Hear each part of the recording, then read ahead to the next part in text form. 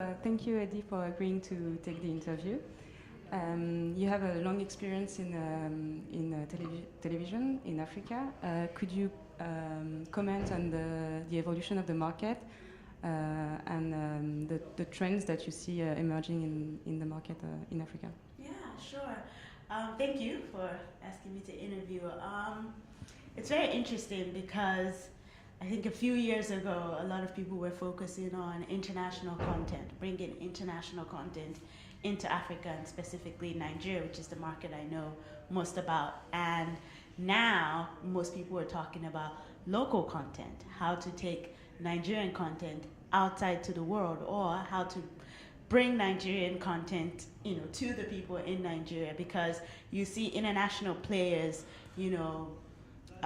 who are localizing content, who are developing their offices in Africa to focus on building local content, because that's what the audience wants. Like, they want to watch their own actresses, they want to see their own TV stars, they want to hear their own stories.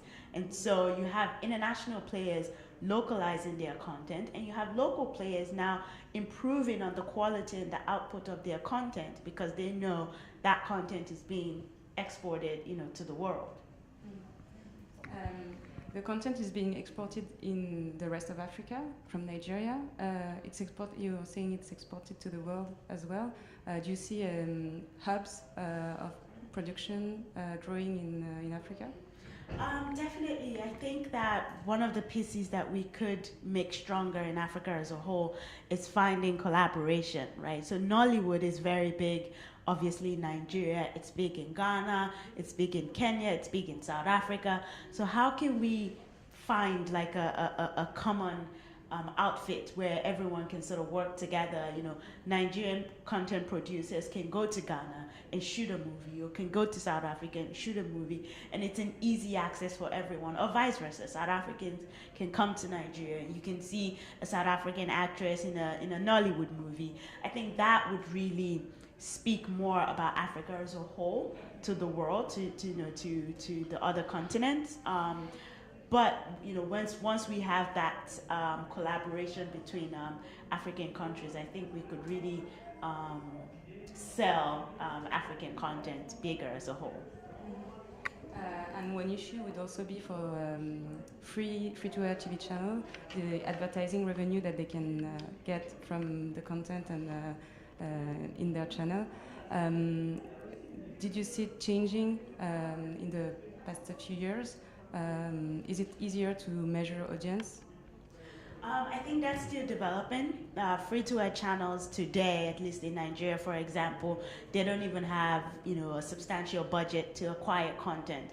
So if you want, to showcase your movie or your TV series or your magazine talk show, you have to buy airtime to get on their platform.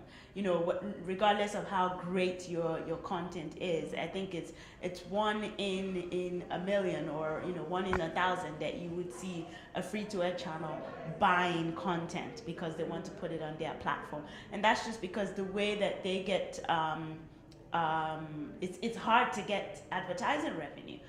So to say I'm going to invest and pay for this content and get advertising revenue is difficult because data measurement, audience measurement is still in its infancy. But that's all developing. I think with digitalization that's going to happen and everyone being on the same platform, you are going to, you need good content because that's how you're going to get the audience. If you don't get the audience, you don't get the advertisers. And because of digitalization, we have to have proper data measurement systems, because how are you going to be able to tell who's watching one channel from the other? So I think that's something that's developing, and that's opportunities for even businesses, because that's an opportunity that's an area that there's still a gap. And when there are gaps, then there are opportunities.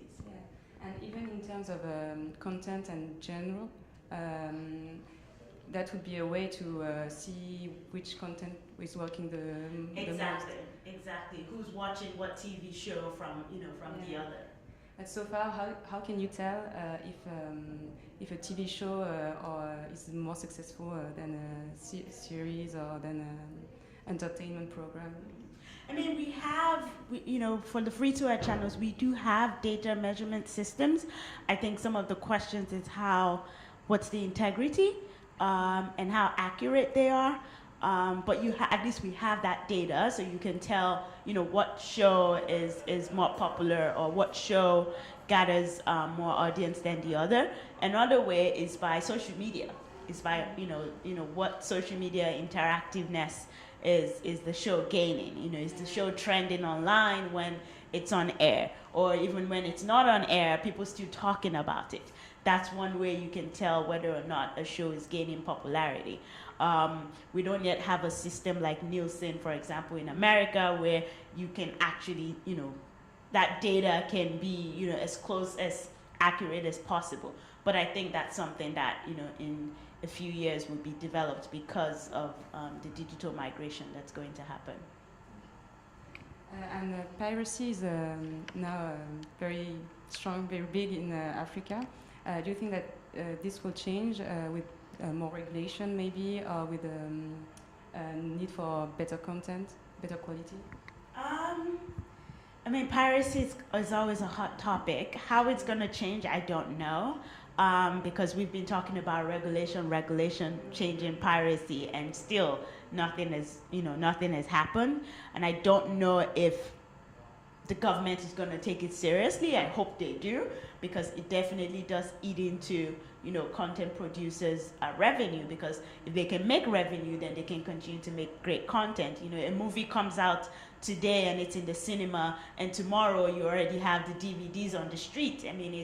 It's a very sad situation for people who are making content. So hopefully, in the nearer future, we would see that change, but I don't know. And maybe my final question: do you think that we see emerging SVOD platforms in Africa? Do you think that can be a threat for TV, or a complement? Does a TV channel need to develop its own OTT SVOD platform? It can be a complement. You have linear TV channels that are also pushing their content online, because they're realizing, a lot of the young people watching, are getting their content, are watching their entertainment, are getting their news, their information online, on Twitter, on Instagram, on blogs. So they are also, YouTube, they are also pushing their content online, to make sure that they can gather that audience. And if you can gather someone online, maybe you can draw them back to TV. So it could potentially be a complement, but you have to find a way where the two can work, together. Okay, well, thank you very much.